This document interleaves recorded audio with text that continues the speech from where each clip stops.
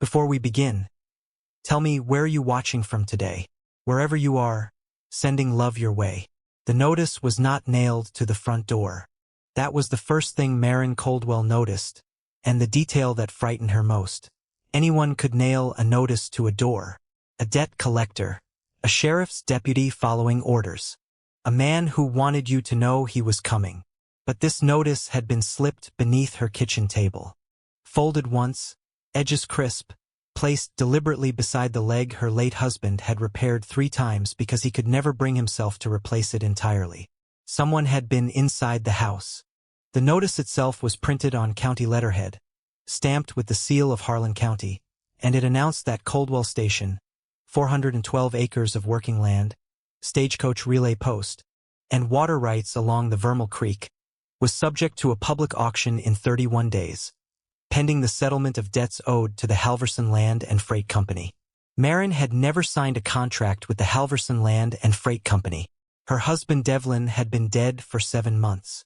He'd left her the station, the land, and a ledger she understood better than any lawyer in the territory, because Maren Coldwell had once kept the books for 3 different enterprises before she'd agreed to marry a quiet man with rough hands and honest eyes.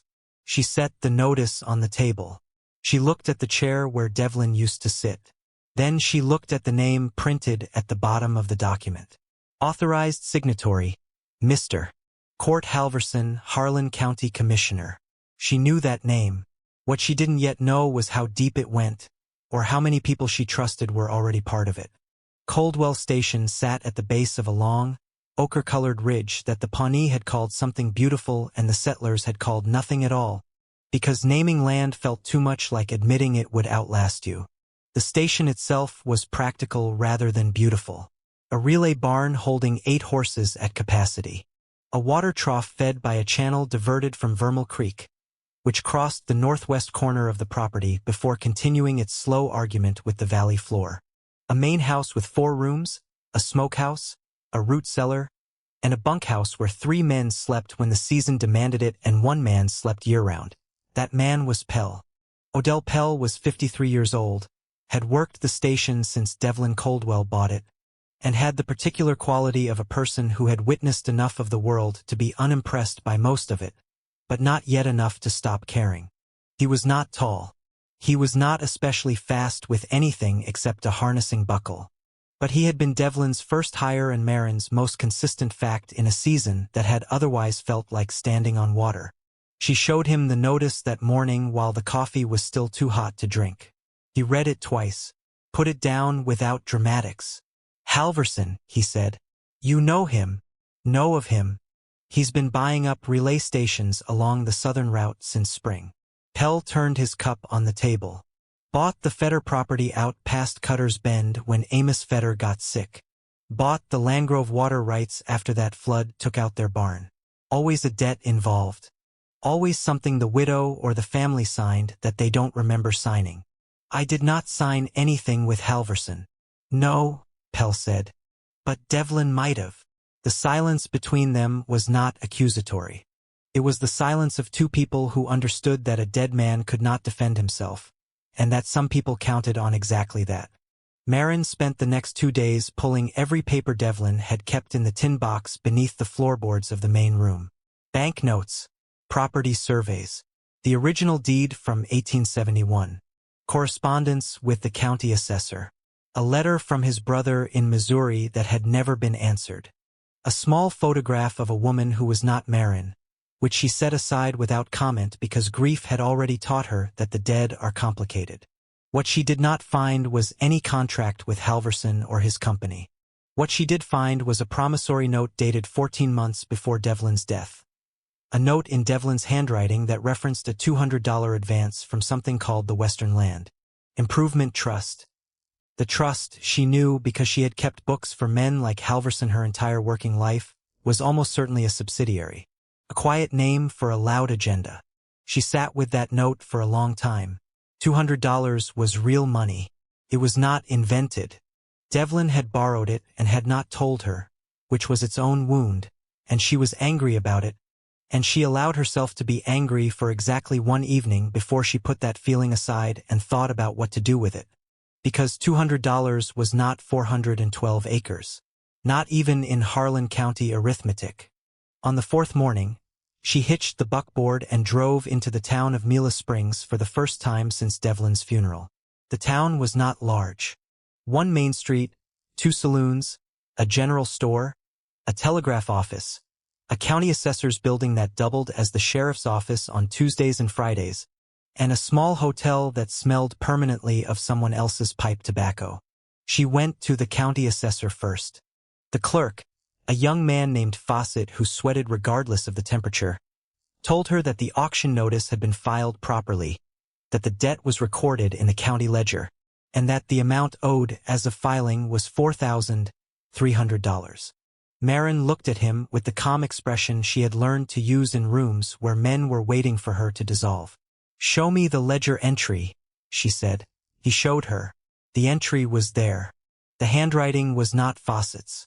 It was confident, practiced, and bore no resemblance to anything in Devlin's tin box. "Who made this entry?" she asked. "Commissioner Halverson's office submits the commercial filings directly," Fawcett said, not meeting her eyes.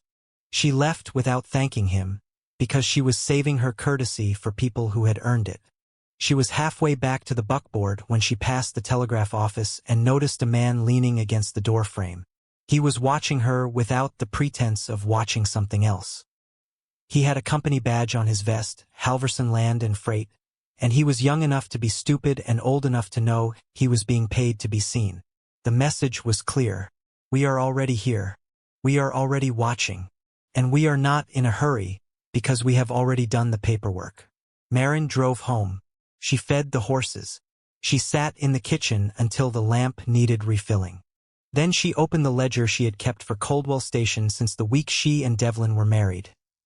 Every transaction, every fare collected, every repair cost, every horse sold, every barrel of water measured against the creek level, and she began to read it the way she had once read the books of dishonest men. Looking for the lie that would prove what was true. Court Halverson had not been born in Harlan County. This was something the people who supported him preferred to forget, and the people who resented him could not stop remembering. He had arrived 11 years ago with a freight business, a letter of introduction from a territorial senator, and the particular confidence of a man who understood that a new place needed to believe in someone, and that if you arrived before anyone else positioned themselves correctly, the town's belief would fall on you almost by gravity. He was not physically imposing. Medium height, light brown hair, the kind of face that read as trustworthy in poor light. He had built his freight company into a minor empire by acquiring the relay stations along the Harlan County routes, the places where horses were changed, water was drawn, and information traveled before it reached anywhere important. Control the relay stations, Halverson understood, and you controlled the pace of everything moving through the valley. Freight, mail, passengers, news. Coldwell Station was the last one he didn't own. And Coldwell Station had Vermal Creek. The water rights attached to that creek were what the railroad surveyors had quietly communicated to Halverson the previous autumn, when they came through Mila Springs wearing civilian clothes and asking questions about soil density and gradient. The Union Pacific's secondary spur line through Harlan County would require a water station every 12 miles. Coldwell's position on the ridge approach made it the only viable site within 40 miles of the planned route. What a water rights holder could demand from a railroad for that position was a number that made $4,000 look like an apology. Halverson had moved carefully. He had used Devlin's modest borrowing as the foundation of a much larger fabricated debt. He had filed the documents through his county commissioner's office, a position he had run for unopposed 2 years prior. He had the assessor's cooperation and, more importantly, the full backing of Sheriff Ansel Brigg. Brigg was not a corrupt man in the way that novels described corrupt men. He was a tired man who had decided that Halverson's version of Harlan County was inevitable, and that fighting inevitability was a young man's indulgence. He collected his salary. He kept obvious violence off the main street, and when Halverson needed a legal fiction maintained, Brigg provided it with the quiet efficiency of a man who had long ago traded his principles for predictability. Marin understood all of this by the end of her second week. She understood it because she had spent 12 years keeping books for people who operated exactly this way. Men who built structures of paper and relied on the fact that most people, when confronted with official documents, experienced a kind of paralysis. The paper felt permanent. The stamp felt real. The law felt final. She had seen 3 different employers use debt as a lever. She knew how the numbers were constructed. She knew what a genuine compound entry looked like versus one that had been reverse-engineered from a desired conclusion. The ledger at the county assessor's office was reverse-engineered. She was certain of it. But certainty without evidence was just stubbornness with good posture. She needed someone inside the county structure, or close enough to it to give her something she could use. She thought about this for 2 days before she drove back to Mila Springs and walked into the second saloon on the main street. Not the nicer one where Halverson's men drank, but the older one with the uneven floorboards and the barkeep who had been there since before the town had a proper name. His name was Ira Goss, and he had known Devlin Coldwell since both men were young enough to make mistakes without consequence. He poured her coffee from a pot that had been sitting too long and waited. "I need to know who files Halverson's paperwork at the assessor's office," she said. "Fawcett takes it," Ira said. "But he doesn't write it. There's a man named Warner Shute, who works out of Halverson's building on the freight side. Former land surveyor. Halverson uses him for the county filings." "Shute," she said. "Is he careful?" Ira looked at her. "He's careful when Halverson is watching." She nodded. She drank the coffee even though it was bad. "There's something else," Ira said, and his voice dropped enough that she set the cup down. "3 nights ago, one of your hands was in here. The young one. Reyes. Tomas Reyes," she said. "He's been with the station 4 months. He was drinking with a man from Halverson's freight crew. Not just drinking. They were talking close. And when Tomas left, the freight man put silver on the table that wasn't from his own work. I know the difference." She looked at the coffee cup. She said nothing for a long moment. "Thank you, Ira." She drove home in the kind of silence that wasn't peaceful but was at least honest. Tomas Reyes was 22 years old. He had a mother in Raton and sent money south when he could. She had liked him. She still liked him, which was the part that made it complicated. She didn't confront him. Not yet. She watched him instead, with the patience of a woman who had learned that how a person behaves when they think they're unobserved is the only reliable version of them. The ledger she kept for Coldwell Station was not simply a record of transactions. It was, in the way that careful books always are, a kind of portrait of a life. Every entry Marin had made since 1874 carried the residue of a decision: which supplier to trust, which route to avoid in mud season, which passengers paid reliable and which required the money up front and a careful eye on the saddlebags. She had not worked for dishonest men by choice. She had worked for them because they paid, and because a woman with a head for numbers in the frontier territories had fewer options than her skill deserved. But she had developed, across those years, a particular sensitivity to the architecture of fraud. The way a false account needed scaffolding. The way one invented number required 3 supporting fictions, each of which required 2 more, until the whole structure became a problem of maintenance rather than invention. Halverson's debt claim required a promissory note, a payment history, an interest calculation, and a default date. She had the promissory note, Devlin's $200 advance. Everything else had to have been manufactured, which meant it existed somewhere in a physical form, because you could not file documents with a county assessor that existed only in someone's memory. They were either in Halverson's building in Mila Springs or in the assessor's archive. She couldn't access Halverson's building, but the county archive was a public record. She spent 1 full day in Mila Springs, at the assessor's office requesting public documents. Fawcett was miserable about it, but he couldn't refuse. She requested every financial filing associated with Halverson land and freight for the past 3 years. Fawcett brought them in 3 batches, each with the expression of a man who was counting the hours until someone told him what to do about her. She read every page. The handwriting she was looking for appeared on 9 separate documents. It was consistent, trained, and had a particular way of forming the numeral 4 with a closed top, A detail so minor it would mean nothing to most people and everything to someone who had spent a decade reading other people's figures. She had seen that handwriting before. She pulled her own station ledger from her bag. Found the page. Found the entry from 8 months ago. A county road maintenance assessment, filed by the county, requiring a $20 payment from Coldwell Station. She had paid it and thought nothing more of it. The 4 in the amount was closed at the top. Warner Shute had not only filed Halverson's fraudulent debt.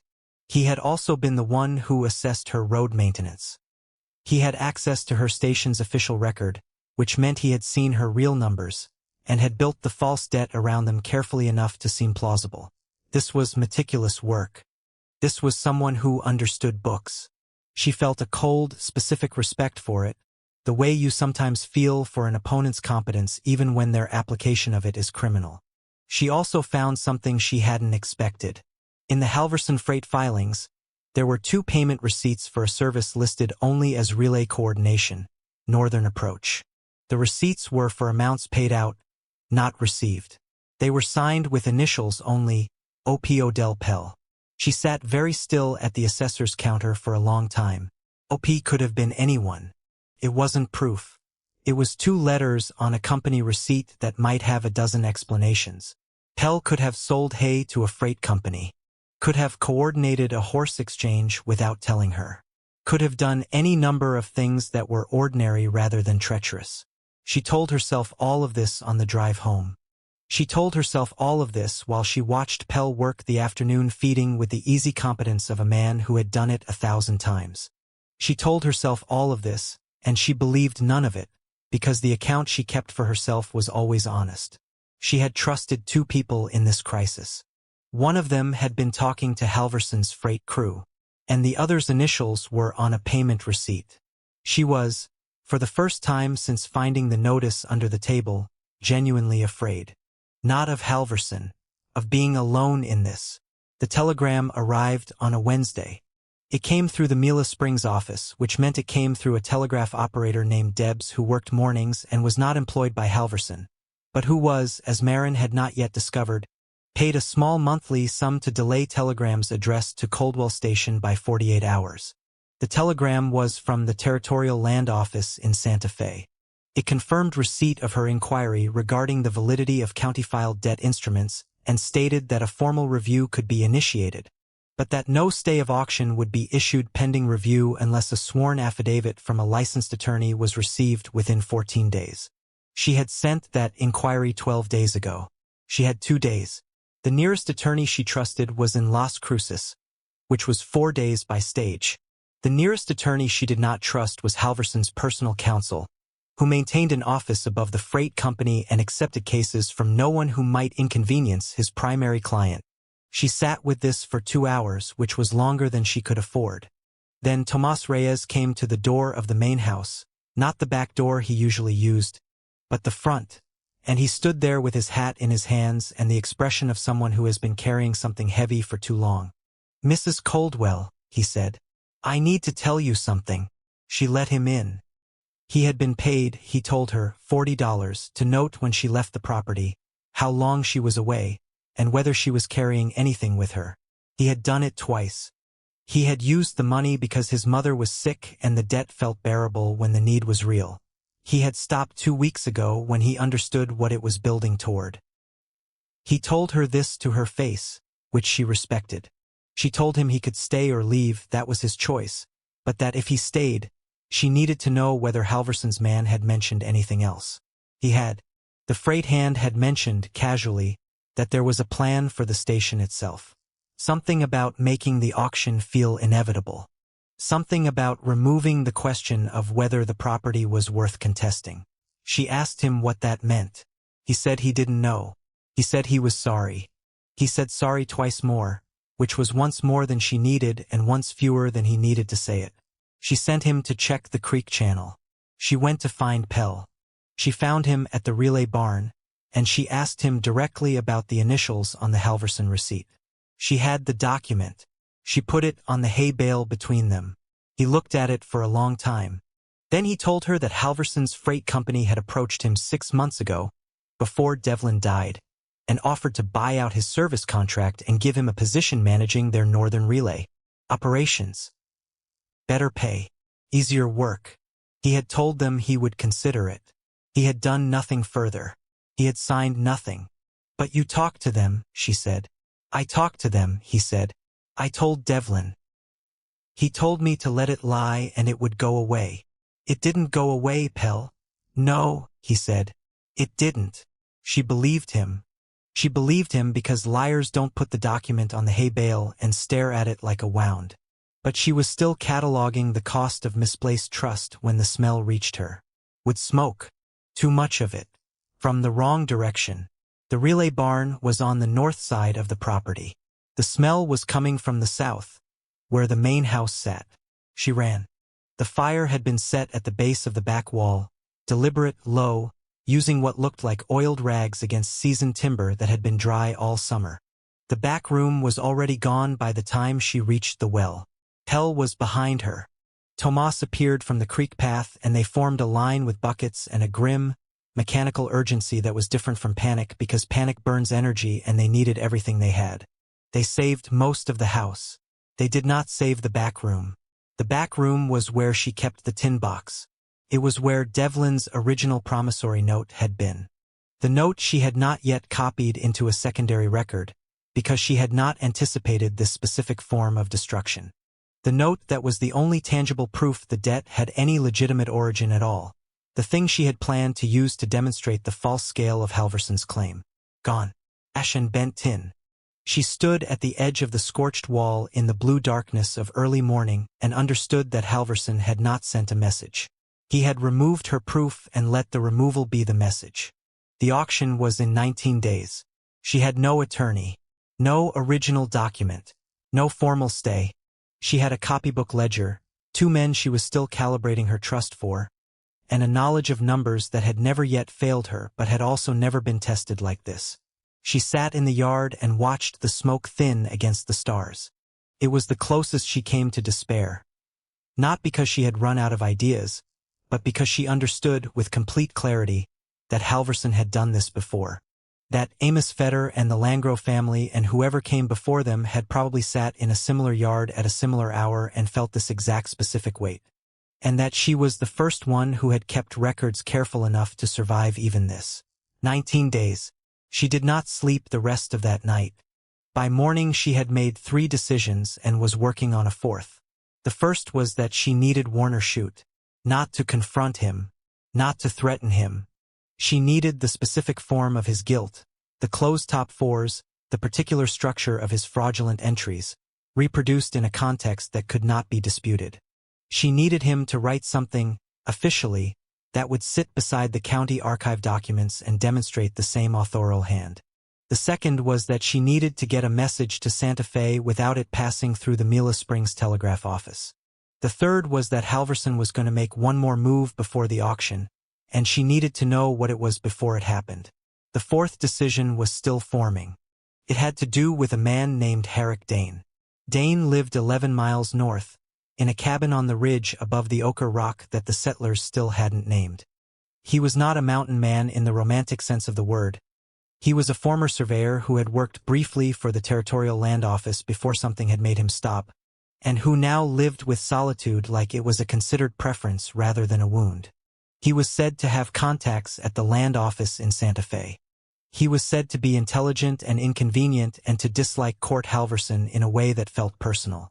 Marin had met him once at Devlin's funeral, where he had stood at the back and left before the food was served. She rode up to his cabin on the 14th day before the auction. He answered the door before she knocked, which meant he had seen her coming from a distance and had decided to answer. The decision itself told her something. She explained the situation, not emotionally, in the way she would have explained it to a creditor who needed facts rather than appeal. She told him about the false debt, the forged ledger entry, the fire, the telegram that arrived too late. He listened the way people listen when they are actually listening, rather than waiting for their turn. Then he said, "I know about the railroad survey." She waited. "I was part of the original surveying team," he said. Before Halverson bought 2 of the commissioners and had the survey results classified as a private commercial interest. I know where the spur line runs. I know what the water rights at Vermal Creek are worth to the Union Pacific. How much? She asked. He told her. The number was large enough that she understood completely why a man like Halverson would burn a room. I can get a message to Santa Fe directly, Dane said. There's a military courier that runs through the Ridge Pass on Thursdays. I know the route. Thursday is in 2 days, she said. Then we need to write the right message tonight. This was where the fourth decision arrived fully. She had thought about Halverson the way you think about a fire, as something that needed to be stopped. But on the ride up to the ridge, she had also thought about it differently. About what it would mean to expose him. About the county commissioner's office. About his business network. About the 12 men who worked his freight routes. About his wife, who was a woman from the East who had come here believing the story her husband told her. About what exposure would cost her, and what revenge would cost everyone else. She had wanted, in the dark hours after the fire, to burn something of his. She was honest enough with herself to admit this. She had wanted it with a clarity that surprised her, because she had not previously understood how specific the desire for revenge becomes when the injury is personal enough. But Halverson's version of events depended on her acting emotionally, on her making a choice that could be characterized as hysterical or criminal, on her giving him a justification he could use in court or in print. The difference between vengeance and justice was not, she had decided, a moral distinction. It was a practical one. Vengeance was what made you feel better for one night and weaker for every day after it. Justice was slower and uglier and required you to hand the outcome to other people, which was the part she liked least. But justice left the station standing. She and Dane worked until 2 in the morning. The message to Santa Fe would request a formal investigation under territorial land fraud statutes. It would include specific reference to Warner Schutz's handwriting style as a forensic point of comparison. It would request an emergency stay of auction pending investigation.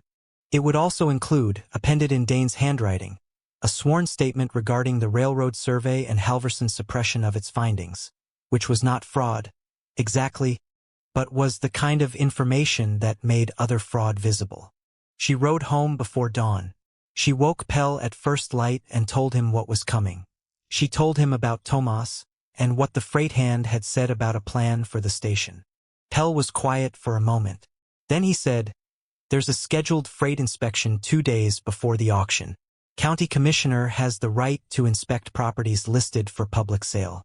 Halverson will want someone inside the house." Why? Because if the ledger you've been working from isn't there, there's nothing to contest the auction with on the day. She looked at him. "You're certain?" "I'm not certain of anything," he said. "But I've watched this man work for 6 months. And I know how he closes a door before anyone realizes there was a door." She thought about that for the rest of the day. And then she did the thing that Halverson had never anticipated, because it required a kind of trust that he had long ago decided was a liability rather than a resource. She told Ira Goss everything. She told the 3 other relay station wives along the valley route, who had been watching the same pattern for 2 years and needed only a reason to stop being afraid of it. She told Tomas Reyes to go home to Raton and see his mother. She kept the ledger with her, in the lining of a saddlebag at all times. And she waited for the inspection, which was Halverson's last legitimate move, and the one she had decided to use. The inspection party arrived on a Wednesday morning, 11 days after the fire, 2 days before the scheduled auction. There were 4 of them. Warner Schutt, carrying a county ledger. A man named Bales who worked property appraisals. Sheriff Brigg, whose presence was the legal formality that made the whole thing official. And Court Halverson himself, which was a surprise to everyone except Marin. She had expected him to send men. His presence told her he was confident, or that he needed to confirm something personally. Either way, it told her the stakes, and the stakes matched the number Herrick Dane had said out loud in the cabin on the ridge. She met them in the yard. Halverson was courteous. He had the practiced warmth of a man who understood that courtesy was a form of control. It put the other person in the position of either matching it, which meant accepting the power structure, or rejecting it, which could be used against them. She matched it exactly. "Mr. Halverson," she said. I'd invite you in, but we had a fire recently. I'm sure you heard. He expressed condolences that were technically words. The inspection is a formality, Chute said, opening his ledger. We need to verify the station inventory and confirm the property condition for the auction listing. Of course, she said. Sheriff Brigg, I'd like you to witness the inspection personally. Every room. Brigg looked at her. Something shifted in his face. Not guilt, exactly, but the specific discomfort of a man who had hoped to be peripheral to whatever was about to happen. They went through the house. Chute made notes. Bales measured. Halverson moved through the rooms with the proprietary ease of someone who has already decided they own a thing. At the back room, still open to the sky, scorched beams visible, Halverson paused. The document storage area, he said. Yes, she said. That's where Devlin kept papers. Lost a few things in the fire. She watched his expression. He was good at maintaining it. But there was a small, controlled satisfaction there, and she noted it the way she noted figures, precisely without emotion. There'll be several people here for the auction, she said conversationally, to no one in particular. The relay station wives from the southern route asked if they could attend. Public auction, of course, anyone can come. And I had a letter from the Territorial Land Office. Halverson looked at her. When? He asked, and the word came out with more edge than he intended. Yesterday, she said. Herrick Dane carried it down from the ridge for me. She took the envelope from her jacket. A formal investigation has been opened into county-filed debt instruments across Harlan County, specifically those bearing the authorization of your office. The auction is stayed pending review. She paused. I believe that's the phrase. Pending review. The yard was very quiet. A hot wind moved through the gap in the relay barn door. Halverson looked at the envelope. He looked at Sheriff Brigg. Brigg was looking at the fence line. Chute had stopped writing in his ledger. That letter is from a territorial office, Halverson said. It carries no local authority until it does, she said. Which, according to the statutes I read last night, is the moment it's entered into the county record. She looked at Fawcett, who had appeared at the edge of the yard at her prior arrangement, nervous, damp, and carrying his own record book. Mr. Fawcett. Fawcett walked forward and accepted the letter with both hands, the way people accept things they know will change the weight of their days. Entered, he said, quietly. Brigg took one step backward, which was not dramatic but was the most honest thing Marin had ever seen him do. What happened next was not a single moment. It was a series of them, and each one cost something. Halverson's composure held for approximately 40 seconds. Then it became something colder and more precise, the face of a man calculating which exit remained available. He spoke to Chute in a low voice. Chute gathered his ledger. Halverson looked at Marin with an expression that was not quite threat and not quite respect and contained. She thought, a trace of something close to recognition, one careful person identifying another. You understand this is not finished, he said. I understand that nothing is finished, she said. But the auction is. He left. Chute left. Bales, who had spent the entire incident measuring a fence post, left with evident relief. Brigg stayed. He stood in the yard with the look of a man who had been underwater for some time and was not sure the air above was worth the effort of surfacing. Mrs. Coldwell, he said. Sheriff, the investigation will turn up things, he said. Things that include my name. Most likely, she said. I'd like to offer what I know before it asks for it, he said. Formally. To whatever review comes out of Santa Fe. She looked at him for a long moment. He was not asking forgiveness. He was asking for the opportunity to be slightly less of what he had already become. I'd speak in support of that, she said. If what you offer is complete. He nodded once. He left. Pell appeared from behind the relay barn. That was either very good, he said, or the beginning of something worse. Could be both, she said. The investigation took 4 months. Warner Chute's handwriting was confirmed by a territorial document examiner as matching the fraudulent filings across 6 different county-filed debt instruments. 4 of which had already resulted in property transfers to Halverson Land and Freight. Briggs' testimony identified 2 county officials who had facilitated the filings. Halverson's land company was ordered dissolved.